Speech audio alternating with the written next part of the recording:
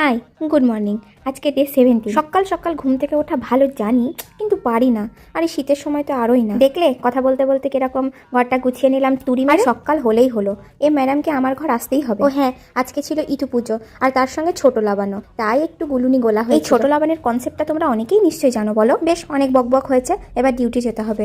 আমি খেয়ে দিয়ে একদম রেডি হয়ে নিয়েছি, এখন চললাম ডিউটি। আজকে ছিল আমার ইভিনিং শিফট, 2টো থেকে 8টা।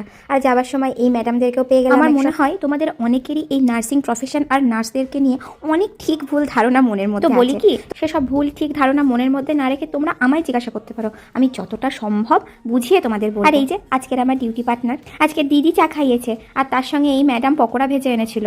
তো বললাম ভালো হয়েছে, তো সেটা শুনে আবার মুখ বেঁকাচ্ছে। তারপর আর কি, ডিউটি শেষ, এখন যাব বাড়ি। আরে বাস, তারপর বাড়ি এসে দেখি মা তো লুচি ভাজছে। মায়ের হাতের বানানোর গরম গরম লুচি, আলুর দম খেয়ে ঘুম।